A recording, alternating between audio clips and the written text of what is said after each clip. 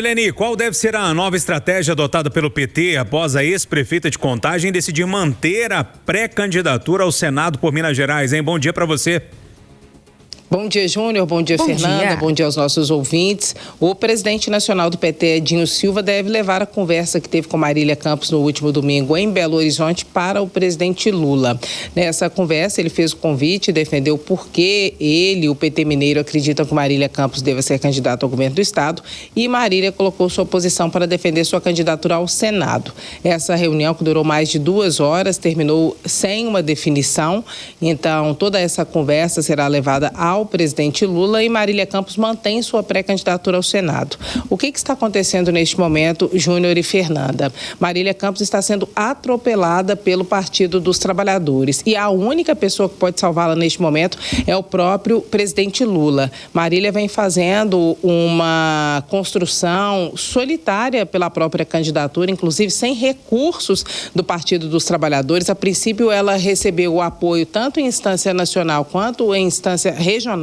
O grupo de trabalho que cuida de eleições do PT aprovou o nome de Marília Campos para disputa ao Senado, só que na prática Marília vem fazendo uma construção por uma frente ampla, e agora ela está sendo rifada pelo PT, que definiu e levou essa definição para o presidente Lula de que o nome dela seria o melhor nome para o governo do estado, a partir de uma pesquisa realizada para testar nomes próprios. Foram testados outros nomes, como de Reginaldo Lopes e de Rogério Correia. A pesquisa apontou que ela é o melhor nome tanto para o Senado quanto para o governo do estado, e essa informação foi levada a Lula, que então pediu a Edinho que fizesse o convite a Marília. Só que há um problema. Quando Marília deixou a prefeitura de Contagem, já em seu 3º mandato, ela que também foi deputada estadual várias vezes, Marília Campos disse que só disputaria o Senado, que é onde ela vê viabilidade de sucesso e de vitória para o Partido dos Trabalhadores. Na leitura de Marília Campos, uma candidatura do presidente Lula que fosse vitoriosa em Minas Gerais teria que ser de outro partido, não uma candidatura do PT. Ela defende uma frente ampla, como o próprio Lula defendeu com sucesso nas últimas eleições nos seus palanques estaduais, apoiando candidatos de outros partidos, afastando com isso o antipetismo e conseguindo a vitória e seus aliados no estado. É isso que prega Marília Campos.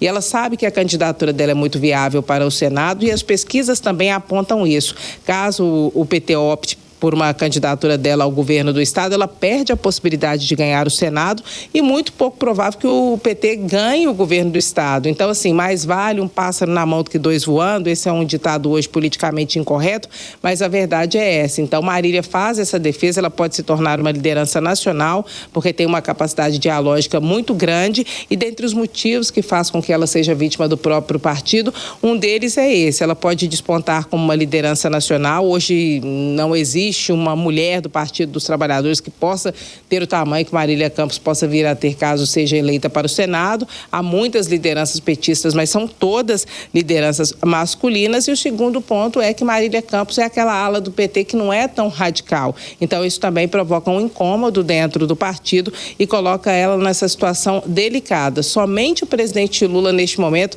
pode salvar Marília Campos desse atropelo que ela vem sofrendo dentro do Partido dos Trabalhadores, e que provoca muito incômodo. E, na verdade, também ninguém quer ser o candidato, né? Porque sabe que a chance de vitória é pouca. Então, colocando Marília ali, a Marília se arrisca, a Marília pode perder, e todos os outros também estão salvos. A gente tem que olhar por essa perspectiva interna. Quais são os caminhos que tem o Partido dos Trabalhadores hoje em Minas Gerais, olhando para fora da legenda? Jarbas Soares Júnior, do PSB, que é o sucessor dentro do partido do Rodrigo Pacheco, que se filiou ao PSB e já deixou claro na composição que ele colocou ali que uma opção seria o Jarbas Soares.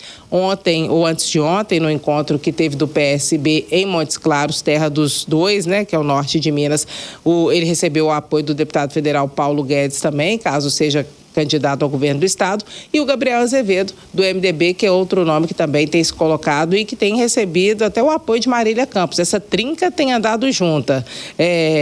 Marília Campos, Gabriel Azevedo e Jarbas Soares Júnior. Seria uma composição com PT, MDB e PSB, e Marília permaneceria na posição do Senado com ampla possibilidade de vitória, segundo apontam as pesquisas no momento.